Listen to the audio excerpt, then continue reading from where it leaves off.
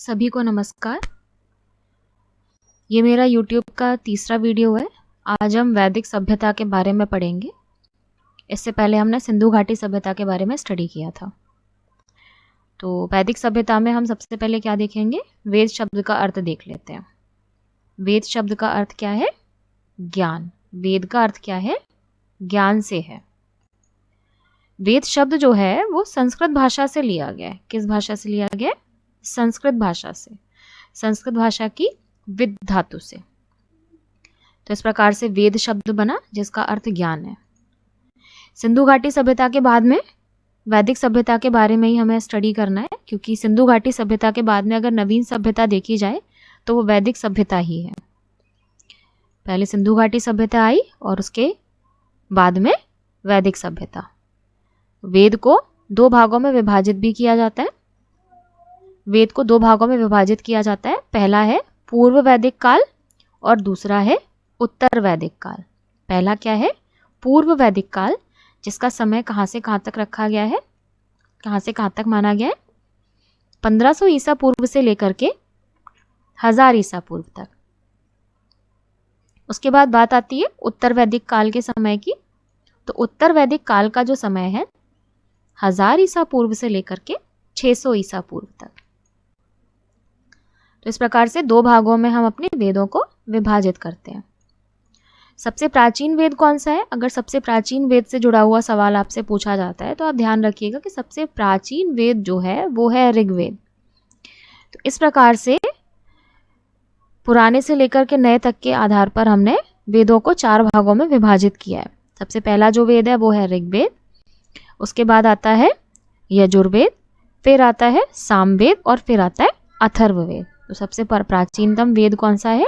ऋग्वेद है।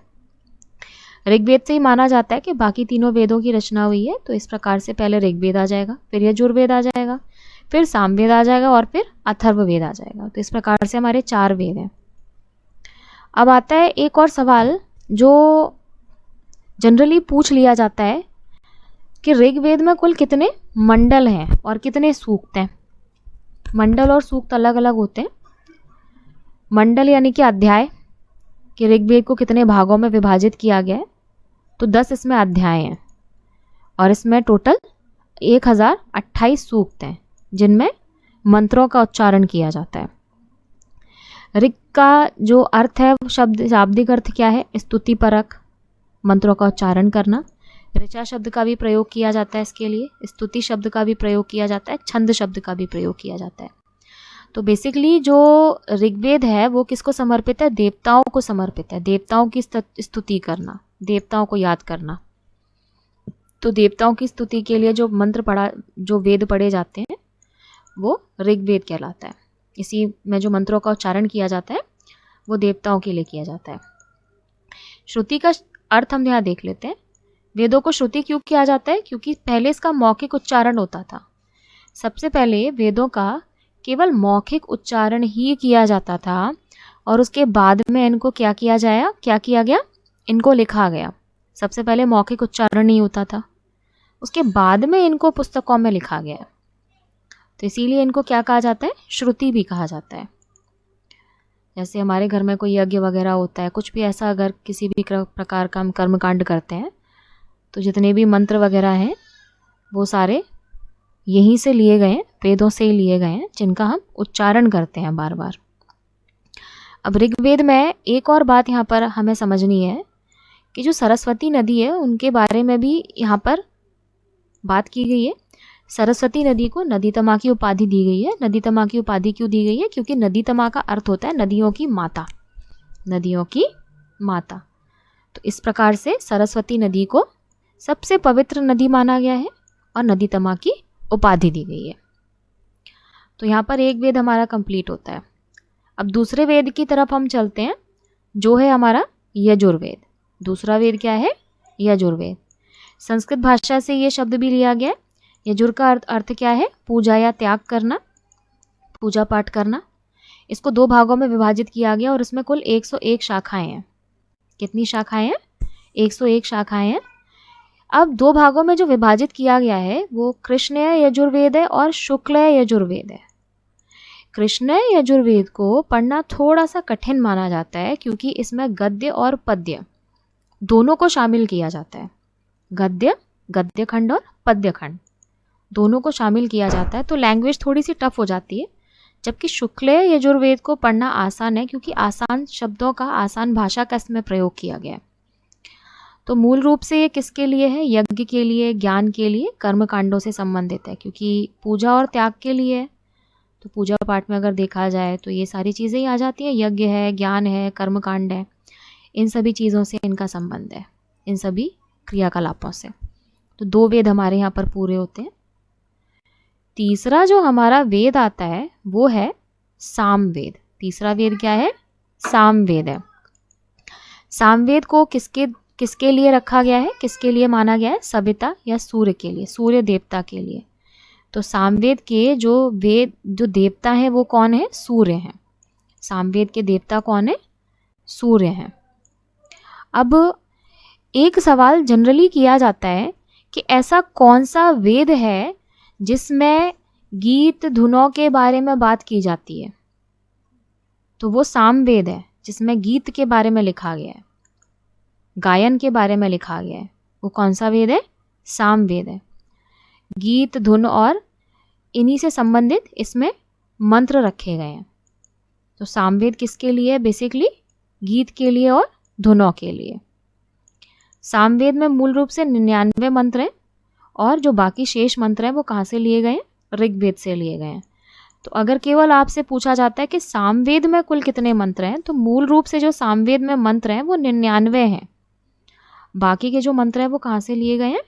ऋग्वेद से लिए गए हैं। तो एक सवाल ये भी बन जाता है कि ऋग्वेद में अगर कुल 99 मंत्र मूल रूप से रखे गए हैं तो बाकी के मंत्र कहाँ से लिए गए हैं? तो आप ध्यान रखिएगा कि बाकी के मंत्र कहाँ से लिए गए हैं? ऋग्वेद से लिए गए हैं, सबसे प्राचीनतम वेद से लिए गए हैं। कहाँ से? ऋग्वेद से लिए गए हैं। तो अब इस तथ्य को ज़्यादातर विद्वान स्वीकार भी करते हैं, मानने लगे हैं कि समस्त जितने भी स्वर हैं, ताल, लय, छंद, गीत, मंत्र, स्वर, चिकित्सा, राग, नृत्य, मुद्रा, भाव आदि सभी सामवेद से ही निकले हैं। कहाँ से निकले हैं? सामवेद से निकले हैं। अब जो हमारा चौथा वेद आता है वो कौन सा है? अथर्ववेद। चौथा वेद कौन सा है हमारा? अथर्ववेद है। तो इस प्रकार से अगर हम देखें तो हमारे वैदिक साहित्य के बारे में अगर हम अध्ययन करते हैं तो उसमें 4 वेदों के बारे में हम यहाँ पढ़ते हैं। पहला जो वेद हो जाएगा वो कौन सा हो जाएगा? पहला वेद हमारा हो जाएगा ऋग्वेद। पहला वेद कौन सा है? ऋग्वेद है। दूसरा वेद कौन सा है? यजुर्वेद है। तीसरा वेद सामवेद और चौथा अथर्ववेद। तो अथर्ववेद के बारे में हम यहाँ पढ़ लेते हैं। अथर्ववेद किसके लिए है? बेसिकली यहाँ पर किसके बारे में बात की गई है? आयुर्वेद के बारे में बात की गई है। जड़ी बूटियों का ज्ञान, लंबी आयु, लंबा जीवन, स्वस्थ जीवन, बीमारियों को दूर करना, तो इन सभी के बारे में किस में बात की गई है? अथर्ववेद में बात की गई है। लंबे और स्वस्थ जीवन को जीने के लिए, दुख से बचने के लिए, बीमारी को दूर करने के लिए, दुश्मनों को जीतने आदि जैसे विषयों से संबंधित है। अब इसको एक और नाम से जाना जाता है। ये सवाल भी पूछा जा सकता है कि जो अथर्ववेद है उसको किस दूसरे नाम से जाना जाता है? तो ब्रह्मवेद के नाम से जाना जाता है क्योंकि ब्रह्मा जी को समर्पित इसमें मंत्र रखे गए हैं, इसीलिए इसको ब्रह्मवेद भी कहा जाता है। अब इसको अथर्ववेद क्यों कहा जाता है? क्योंकि अथर्ववेद की रचना किसने की थी? अथर्वा नाम के ऋषि ने की थी। किसने की थी? अथर्वा नाम के ऋषि के द्वारा अथर्ववेद की रचना की गई थी, इसीलिए इस वेद को अथर्ववेद के नाम से भी हम जानते हैं। तो इस प्रकार से अथर्ववेद को एक हम ब्रह्मवेद कहते हैं और दूसरा अथर्ववेद तो है ही। अगर अथर्ववेद से जुड़ा सवाल आता है कि अथर्ववेद को अथर्व क्यों कहा जाता है, क्यों अथर्ववेद इसका नाम रखा गया, तो ध्यान रखिएगा कि अथर्वा ऋषि के द्वारा इसकी रचना करने की वजह से इसका नाम क्या रखा गया? अथर्ववेद रखा गया। और यज्ञ में ब्रह्मा जी की स्तुति की जाती है। जितने भी मंत्र हैं वो सभी ब्रह्मा जी को समर्पित हैं, ब्रह्मदेव को समर्पित हैं, इसीलिए से ब्रह्म वेद के नाम से भी जाना जाता है। तो यहाँ पर हमारे ये चारों जो वेद के टॉपिक हैं वो थोड़े थोड़े हमारे कवर हो जाते हैं।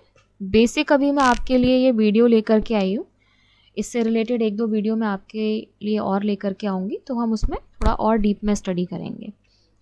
कुछ जो सवाल ज़्यादातर पूछे जाते हैं, जैसे वेद को कितने भागों में विभाजित किया गया है, तो वेद अगर देखे जाएँ तो 4 वेद हैं, और वैदिक काल को कितने भागों में विभाजित किया जाता है, 2 अलग अलग सवाल हैं। वेद के कितने भाग हैं, 4 भाग हैं, और वैदिक सभ्यता या वैदिक काल के कितने भाग हैं, 2 भाग हैं। वैदिक काल को 2 भागों में विभाजित किया जाता है। पहला है आपका पूर्व वैदिक काल, इसका समय है 1500 ईसा से लेकर के 1000 ईसा पूर्व तक का, और उत्तर वैदिक काल, इसका समय कब से कब तक का माना गया है, इसका समय माना गया है 1000 ईसा पूर्व से लेकर के 600 ईसा पूर्व तक। प्राचीनतम वेद कौन सा है, ऋग्वेद है। प्राचीनतम वेद ऋग्वेद है। ऋग्वेद के बाद ही बाकी तीनों वेदों की रचना मानी जाती है। कितने मंडल है ऋग्वेद में, 10 मंडल है। मंडल क्या होता है, मंडल मतलब अध्याय, कितने भागों में विभाजित किया जाता है, 10 अध्यायों में विभाजित किया गया है। अब इन 10 अध्यायों में कितने सूक्त रखे गए हैं, तो 1028 सूक्त रखे गए हैं। 2 सवाल यहाँ से बन जाते हैं, मंडल कितने हैं, 10 मंडल हैं, और 1028 सूक्त हैं। किस नदी को सबसे पवित्र नदी माना गया है, तो सरस्वती नदी को पवित्र नदी माना गया है। ये भी सवाल किया जा सकता है कि ऋग्वेद में किस नदी को नदीतमा की उपाधि दी गई है। ऋग्वेद में किस नदी को नदीतमा की उपाधि दी गई है, तो इसका उत्तर क्या है, सरस्वती नदी को। अब नदीतमा का अर्थ अगर पूछ लिया जाता है तो आप यहाँ पर बता सकते हैं नदियों की माता, क्योंकि इसको क्या माना गया है, इसको सबसे पवित्र नदी माना गया है ऋग्वेद में। किसमें, ऋग्वेद में। यजुर्वेद पूजा और त्याग से संबंधित है, यज्ञ से, ज्ञान से, कर्मकांड से। फिर आता है सामवेद, गीत के बारे में इसमें बात की गई है, धुनों के बारे में बात की गई है। जितने भी मंत्रों का उच्चारण है वो सब गीत और धुनों से संबंधित है। इसमें कुल जो मूल मंत्र है वो कितने हैं, 99 मंत्र हैं। मूल मंत्र सामवेद में कितने हैं, 99 मंत्र हैं, और बाकी सारे मंत्र कहाँ से लिए गए हैं, सबसे पुराने वेद यानी कि ऋग्वेद से लिए गए हैं। इसके बाद अथर्ववेद आता है। अथर्ववेद किसके लिए है, आयुर्वेद का ज्ञान इसमें दिया गया है। लंबा जीवन, स्वस्थ जीवन, दुखों से बचना, बीमारियों से बचना, जड़ी बूटियों का ज्ञान किस में रखा गया है, अथर्ववेद में रखा गया। अथर्ववेद को एक ब्रह्मवेद के नाम से भी जाना जाता है। क्यों इसे ब्रह्मवेद कहा जाता है, क्योंकि ब्रह्मा जी को समर्पित है ये, इसलिए इसे ब्रह्मवेद के नाम से भी जाना जाता है। अगर सवाल किया जाता है कि अथर्ववेद को अथर्ववेद क्यों बोला गया, तो ऋषि अथर्वा के द्वारा इसकी रचना करने की वजह से इसको अथर्ववेद के नाम से जाना गया। Thank you. अगर आपको मेरा वीडियो पसंद आया हो तो आप मेरे चैनल को